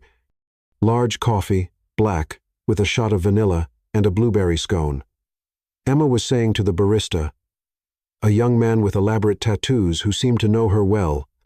Actually, Nathan said, stepping up beside her. Make that 2 of each. Emma turned, and Nathan saw several emotions flicker across her face of surprise, irritation, and something that might have been carefully suppressed pleasure. Nathan, she said, her voice carefully neutral. What are you doing here? Getting coffee, Nathan said with what he hoped was a disarming smile. Same as you. At 7:30 in the morning, at a cafe 2,000 miles from your home, ordering exactly what I order? Emma's eyebrow arched skeptically. That's kinda coincidence. Okay, you got me, Nathan said, holding up his hands in surrender. I'm buying you coffee, and hoping you'll let me walk with you to your office. 5 minutes, Emma. That's all I'm asking. Emma studied his face for a long moment while the barista prepared their orders. Nathan could practically see her weighing her options, cause a scene by rejecting him publicly, or give him the 5 minutes and get him out of her life quickly. 5 minutes, she said finally. Not a second more. They walked in silence for the first block, sipping their coffee and navigating the morning rush of downtown Seattle. Nathan was acutely aware of Emma beside him, the subtle scent of her perfume, the efficient click of her heels on the pavement, the way she held herself with newfound confidence. You look good, Nathan said finally. Successful, Happy. I am successful, Emma replied without looking at him, and I was happy until you showed up. Nathan winced but pressed on. Your company is impressive. Phoenix Strategic Solutions. I looked you up. Of course you did, Emma said dryly. Find anything interesting? A client roster that reads like the Fortune 500. Nathan said. Industry awards, speaking engagements, a profile in Business Week calling you one of the top financial consultants on the West Coast. You've built something incredible, Emma. For just a moment, Emma's professional mask slipped, and Nathan caught a glimpse of the woman he'd fallen in love with, proud, determined, vulnerable underneath her strength. I had to, she said quietly. I had to prove to myself that I was more than just the woman Nathan Drake threw away. The words hit Nathan like a physical blow. Emma. 4.5 minutes, Emma said, checking her watch. You wanted to walk me to work, so walk. But don't think this means anything. They turned the corner onto Emma's street, her building coming into view. Nathan felt panic rising in his chest as his time ran out. I fired my mother, he said suddenly. From the board, from the company, from my life. She's completely cut off. Emma stopped walking, turning to stare at him. What? After I found out what she did, I fired her from everything, Nathan continued. She doesn't have access to company funds, company decisions, or me. I haven't spoken to her since the night I discovered her lies. Nathan, Emma said, and he heard something like shock in her voice. She's your mother. She stopped being my mother the night she destroyed my marriage, Nathan said firmly. Emma, I know it doesn't fix anything, but I needed you to know that she's paying for what she did. Emma was quiet for a long moment, processing this information. That must have been difficult for you. Not as difficult as losing you, Nathan said. Emma, I know I don't have the right to ask this, but would you have dinner with me? Just dinner. Let me try to explain. No, Emma said, but her voice lacked its earlier firmness. Nathan, I can't. I won't put myself through that again. They had reached her building, and Emma's 5 minutes were up. Nathan watched her climb the steps to the entrance, memorizing every detail of her, the way the morning light caught her hair, the confident set of her shoulders, the grace of her movements. Emma, he called as she reached the door. I'm not giving up. She turned back, and for just a moment, Nathan saw something raw and vulnerable in her eyes. Maybe you should. But as Nathan walked back to his hotel, he noticed something that gave him hope. Emma stood in the lobby of her building for several minutes after he left, watching him through the glass doors. She was fighting something, some internal battle between her head and her heart. And hearts, Nathan had learned, were remarkably persistent things. Over the next week, Nathan mounted a careful campaign, not harassment. He was scrupulously respectful of her boundaries, but a gentle, persistent presence in her world. Anonymous flower deliveries to her office, always jasmine, because he remembered it was her favorite. A donation to the children's hospital where they'd met, made in both their names. Small gestures that said, I remember who you are, without demanding anything in return. Nathan also began investigating Victoria's remaining schemes, determined to undo as much damage as possible. He discovered that his mother had spread rumors throughout their old social circle, painting Emma as a gold digger who tried to trap him. One by one, Nathan began setting the record straight, though he suspected Emma would never hear about most of these conversations. The breakthrough came on a Friday evening. Nathan was having dinner alone at a small restaurant near Emma's office building when she walked in with a tall, distinguished man in his 50s. When Emma excused herself to visit the restroom, Nathan found himself standing before he'd consciously decided to move. The other man looked up in surprise as Nathan approached his table. Excuse me, Nathan said, extending his hand.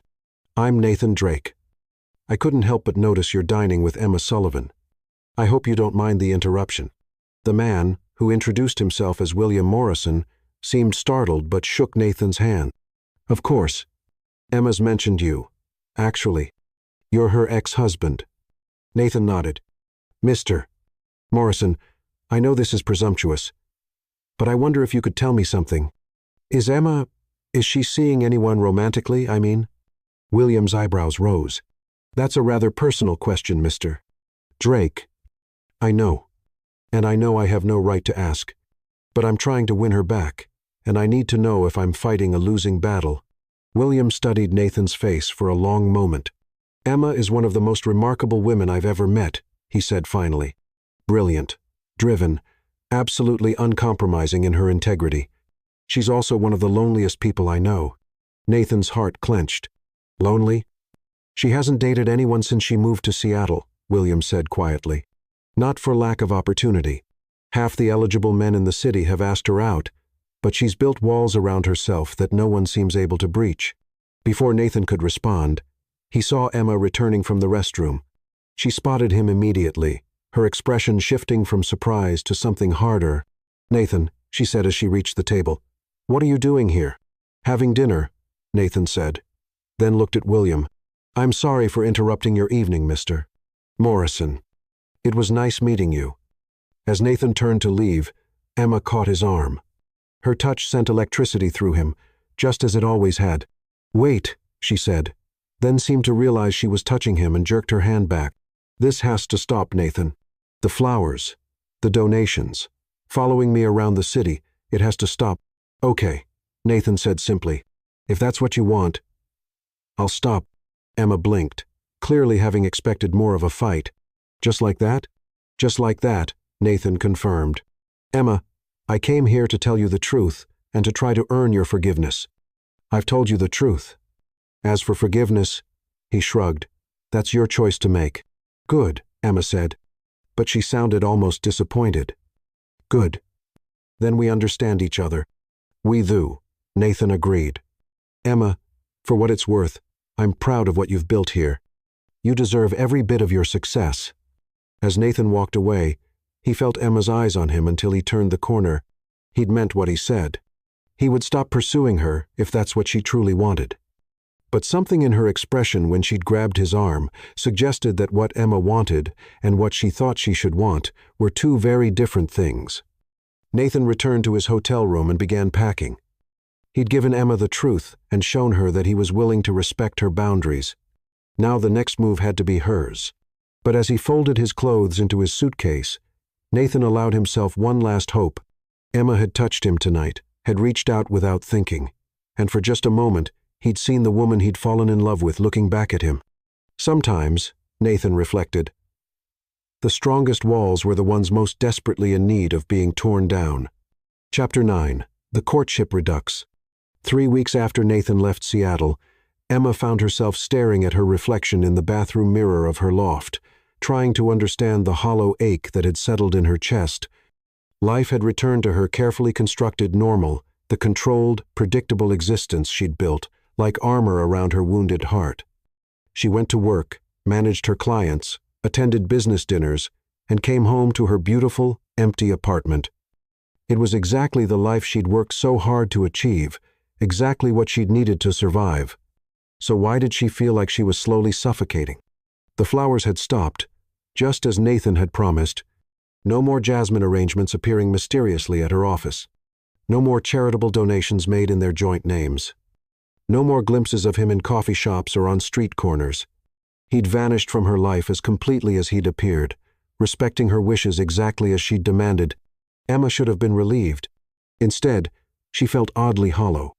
"Miss Sullivan," Rachel Blake knocked softly on Emma's office door. "The Henderson Industries contracts are ready for your review." Emma looked up from the financial reports she'd been staring at without reading. Henderson Industries? The pharmaceutical company? They want to restructure their international holdings. Rachel's expression was concerned. "We've been working on this for 3 weeks." Emma shook her head, trying to focus. She'd been distracted lately, her usually sharp mind wandering at the most inconvenient times. "Of course. Yes. Bring them in." As Rachel set the thick contract folder on her desk, she hesitated. "Miss Sullivan, are you feeling all right? You seem distant lately." "I'm fine," Emma said automatically, then caught herself. Rachel had been with her for over a year, had proven herself trustworthy and discreet. "Actually, Rachel, can I ask you something personal?" "Of course." "Do you think it's possible to miss something that almost destroyed you?" Emma asked, feeling vulnerable and exposed. "I mean, logically, You know something was devastating, but emotionally, part of you still yearns for what it could have been. Rachel sat down in the chair across from Emma's desk, her expression thoughtful. Are we talking about your ex-husband? Emma's startled look must have been answer enough. Miss Sullivan, I've worked for a lot of powerful women, Rachel said gently. I've seen them juggle million-dollar deals and hostile takeovers without breaking a sweat. But I've never seen anyone react to a person the way you reacted to Nathan Drake. Whatever happened between you two, it wasn't simple. He broke my heart, Emma said quietly. He made me believe he loved me, then threw me away based on lies. But he came back, Rachel pointed out. He came here, told you the truth, respected your boundaries when you asked him to leave. That doesn't sound like someone who throws people away. Emma was quiet for a long moment, turning Rachel's words over in her mind. It doesn't matter now, anyway. He's gone. Is he? Before Emma could ask what Rachel meant, her assistant was pulling out her tablet and scrolling through what looked like business news. Drake Industries just announced a new corporate responsibility initiative, Rachel said, showing Emma the screen. They're funding a complete overhaul of the children's hospital where you used to volunteer. The press release says it's to honor someone who taught the CEO about the importance of giving back to the community. Emma's breath caught as she read the article. Nathan had donated $50 million to completely renovate the children's hospital where they'd met. Modernizing the facilities and funding new research programs. The donation was anonymous except for one detail. It was made in memory of a love that changed everything. He's still thinking about you, Rachel said softly. Miss Sullivan, I know it's not my place, but maybe some things are worth fighting for. That evening, Emma found herself walking through Pike Place Market, not really shopping, but needing the energy and chaos of the crowd to drown out her thoughts. She was examining a display of fresh flowers when a familiar voice made her freeze. The jasmine is beautiful today. Emma turned to find Nathan standing a few feet away, his hands in his pockets, his expression carefully neutral. He looked tired, she noticed, thinner than when she'd last seen him, but his eyes still held that intensity that had first drawn her to him all those years ago. Nathan, she said, her heart doing something complicated in her chest. I thought you'd gone back to New York. I did, Nathan said. I'm here on business. Meetings about the hospital donation. $50 million, Emma said. That's quite a donation. Nathan shrugged. It's a good cause. Someone once told me that places like that are where real healing happens. Emma felt tears prick her eyes as she recognized her own words from their first conversation at the charity gala. Nathan, I should let you get back to your shopping, Nathan said, already starting to turn away. I just wanted to say hello. Wait, Emma said, the word escaping before she could stop it. Nathan paused, hope flickering in his eyes. Would you like to get coffee? Just coffee, nothing more. Nathan's smile was like sunrise after a long night. I'd love that. They found a small cafe overlooking the water, sitting at a corner table where they could watch the ferries crossing the Sound. For the first few minutes, they talked about safe things, the weather, the city, Emma's business. But gradually, the conversation deepened. I've been going to therapy, Nathan said suddenly, surprising them both. Trying to understand how I became the kind of man who could doubt someone he loved based on manufactured evidence. Emma's coffee cup paused halfway to her lips. And what have you learned? That I spent so many years being manipulated by my mother that I forgot how to trust my own judgment, Nathan said quietly. That I was so afraid of being vulnerable, of being hurt, that I chose to believe the worst instead of fighting for the best. Nathan, I'm not telling you this to make excuses, Nathan continued. What I did to you was unforgivable. I'm telling you because I want you to know that I'm trying to become the man you deserved all along. Emma set down her cup with shaking hands. Why are you really here, Nathan? In Seattle, I mean. Don't tell me it's just business. Nathan was quiet for a long moment, staring out at the water. Because I can't stop loving you, he said finally. I've tried, Emma. God knows I've tried.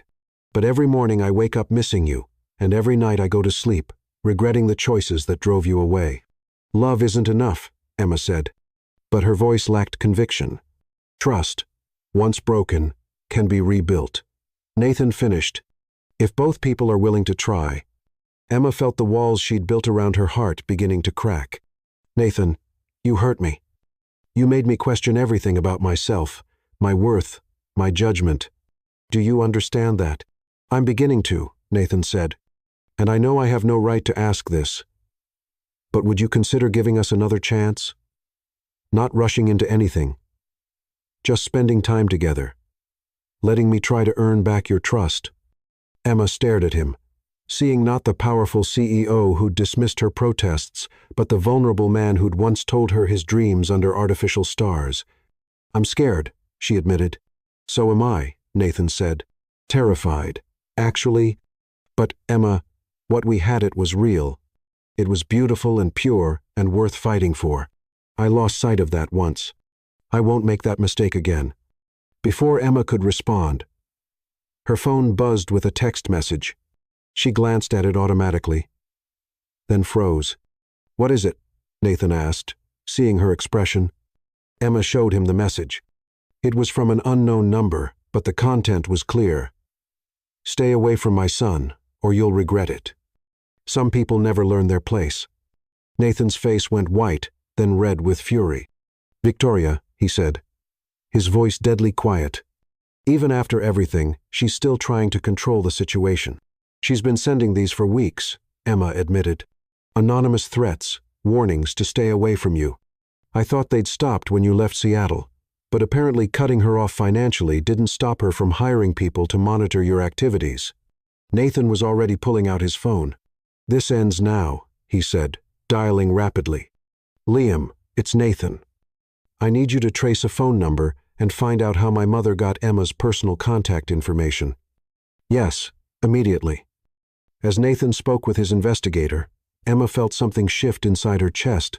Nathan's immediate, protective response to the threat against her, his obvious fury at his mother's continued manipulation it, reminded her of the man she'd fallen in love with, the one who'd promised to protect and cherish her. Nathan, she said when he finished his call, that dinner you mentioned, maybe we could try it. Nathan's eyes went wide with hope. Really? Really, Emma said, feeling terrified and exhilarated in equal measure. But we take this slow. No grand gestures, no promises about the future. Just two people getting to know each other again. Whatever you want, Nathan said immediately. Emma, I'll do whatever it takes. As they left the cafe together, Emma caught a glimpse of their reflection in the window, two people who'd been torn apart by lies and betrayal, taking tentative steps towards something that might possibly be healing. It wasn't forgiveness. Not yet. But it was hope. And sometimes, Emma thought, as Nathan's hand briefly touched hers, hope was enough to start rebuilding a world. Chapter 10. The Passionate Reunion. 2 months of careful courtship had passed like a dream wrapped in razor wire. Nathan had kept his word. No grand gestures, no pressure, just quiet persistence and patient devotion. Coffee meetings that stretched into lunch, walks through the market that became evening conversations, business dinners that slowly transformed into something more intimate and precious. Emma had watched Nathan with the wariness of someone who'd been burned by the sun but still craved its warmth, cataloging every gesture, every word, every moment of sincerity or potential deception. But gradually, against every self-protective instinct she possessed, she'd begun to see glimpses of the man she'd fallen in love with, the real Nathan. Not the one his mother had shaped or the one fear had twisted, but the vulnerable, brilliant, deeply loving man who'd once promised her forever. Still, she'd kept him at arm's length, polite kisses on the cheek, careful distance, walls that she'd built for protection and couldn't quite bring herself to tear down. Until tonight. Emma. Nathan had said after their dinner at a small Italian restaurant near her loft, I need to tell you something about why I really divorced you. Nathan, we've been over this, Emma had replied. But something in his voice stopped her from walking away. Not all of it, Nathan said quietly. There's something I've never told you. Something I was too ashamed to admit, even to myself. Now Emma stood in her apartment, pacing nervously as she waited for Nathan to arrive. She'd invited him up for the first time since he'd returned to Seattle, needing privacy for whatever revelation he thought would change everything between them. Her loft felt too small suddenly, the walls closing in as anticipation and anxiety warred in her chest. The soft knock on her door made her heart skip. Emma smoothed her hands over her simple black dress knot chosen for seduction. She told herself, just because it made her feel confident, and opened the door. Nathan stood in the hallway, holding a single jasmine flower, his expression vulnerable in a way that made her breath catch. He'd loosened his tie, rolled up his sleeves, and his dark hair was mussed, as if he'd been running his fingers through it. "Hi," he said softly. "Hi," Emma replied, stepping aside to let him in. "Come in." Nathan entered her space with reverent care, his eyes taking in every detail of the home she'd built without him, the exposed brick walls, the floor-to-ceiling windows overlooking the city, the mix of modern furniture and vintage pieces that spoke of Emma's impeccable taste and hard-won success. "It's beautiful," Nathan said, offering her the jasmine. "Like you." Emma accepted the flower, inhaling its sweet fragrance as memories of their wedding day crashed over her. "Nathan, what did you want to tell me?" Nathan moved to the windows, staring out at the glittering lights of Seattle below. "The real reason I divorced you wasn't just because I believed my mother's lies," he said, his voice heavy with emotion. "It was because I was a coward." "What do you mean?" Nathan turned to face her, his expression raw with regret. "When my mother showed me that fabricated evidence, part of me was relieved." Emma felt like she'd been slapped. "Relieved?" "Not because I wanted to believe you'd betrayed me," Nathan said quickly, seeing her expression, "but because it gave me an excuse to run. Emma, what we had was so intense, so overwhelming, that it terrified me. I'd never felt anything like it before, never been so vulnerable with another person. So you decided to destroy it instead?" Emma said, her voice flat. "I thought I was protecting myself," Nathan admitted. "And in some twisted way, I thought I was protecting you, too. I convinced myself that divorcing you would keep you safe from my mother's manipulations, that if I could just fix everything quickly and quietly, I could come back to you with a clean slate." Emma stared at him in disbelief. "You thought abandoning me would protect me." "I thought I could control the situation," Nathan said miserably. "I thought I could manage the damage, keep you from being hurt worse than you already were. I was going to divorce you, deal with my mother privately, then find a way to win you back once the dust settled. But you never came back," Emma whispered. "Because by the time I realized how stupid I'd been, you were gone." Nathan said, his voice breaking. "You disappeared completely, and I spent 2 years thinking you hated me, thinking you'd moved on, found someone better, someone who deserved you." Emma felt tears streaming down her face as the full scope of Nathan's misguided attempt at protection became clear. "You broke my heart to save me from being hurt. I destroyed the most precious thing in my life because I was too afraid to fight for it," Nathan said, moving closer to her. "Emma, I know it doesn't excuse anything. I know sorry isn't enough. But I needed you to know that every moment of every day for 2 years, I've regretted letting you go." "Nathan," Emma began. But he continued, the words pouring out like a dam had burst. "I love you," Nathan said desperately. "I love your strength, your integrity, your brilliant mind, your compassionate heart. I love the way you laugh at terrible movies and cry during commercials about animals. I love that you put honey in your coffee and that you sing off-key in the shower. I love everything about you, Emma, and I've been dying without you." Emma felt her carefully constructed walls crumbling as Nathan's confession washed over her. She could see the truth in his eyes, feel the sincerity radiating from every word. This was the man she'd fallen in love with, the one who'd been hidden beneath layers of fear and manipulation. "You absolute idiot," Emma said, her voice thick with tears and laughter, and something that felt dangerously like hope. "I know," Nathan said, stepping closer. "I'm an idiot who threw away heaven because I was too scared to believe I deserved it." "Nathan," Emma whispered as he reached out to cup her face in his hands. "Tell me it's not too late," Nathan pleaded, his thumbs brushing away her tears. "Tell me there's still some part of you that remembers what we had." Instead of answering with words, Emma rose on her tiptoes and kissed him. It was meant to be gentle, tentative, a careful testing of waters that had been turbulent for so long. But the moment their lips met, 2 years of suppressed longing exploded between them.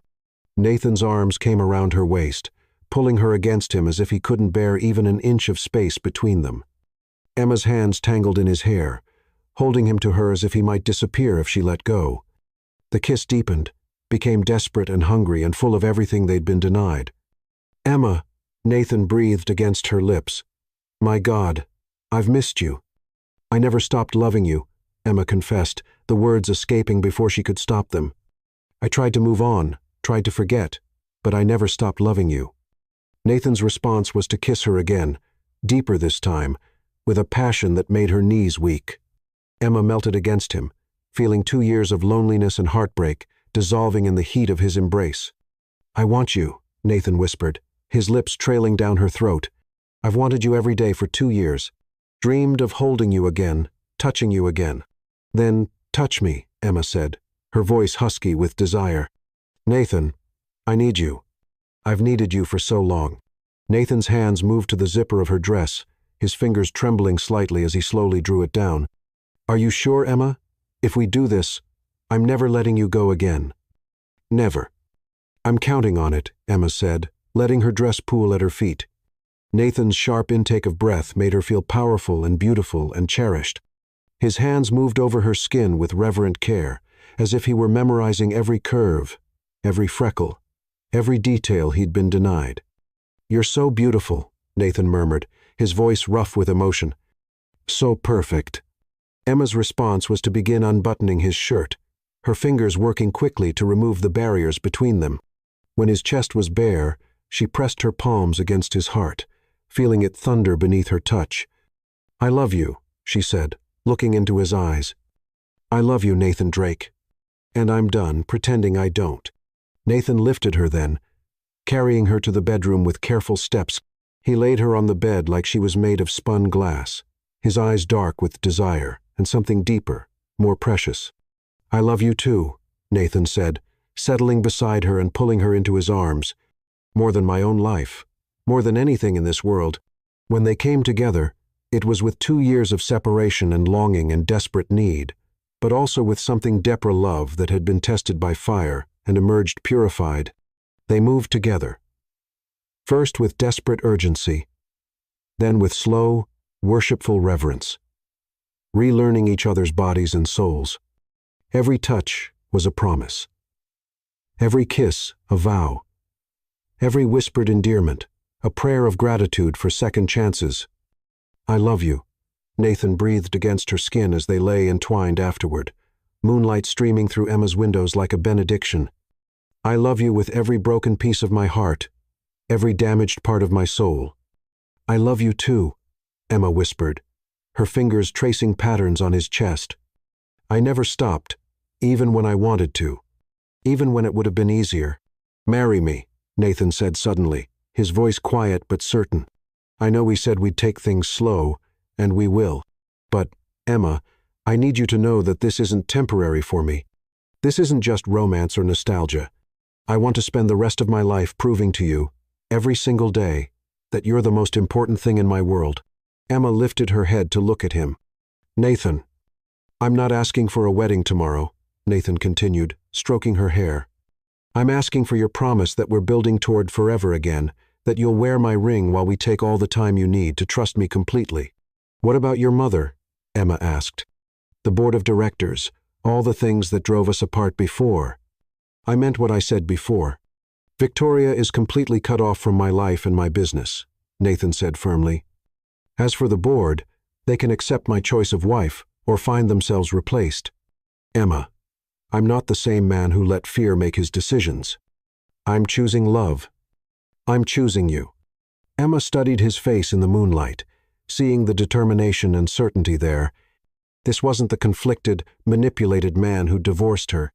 This was the Nathan she'd fallen in love with, the one who'd promised to choose her every day. "Yes," she whispered, and Nathan's face lit up like dawn breaking. "Yes, yes, I'll marry you," Emma said, laughing as Nathan rolled them over and kissed her senseless. "But, Nathan, if you ever doubt me again, if you ever choose anyone else over me—" "Never," Nathan said fiercely. "Emma, you are my heart, my home, my everything. I will never doubt you again. Never let anyone come between us again.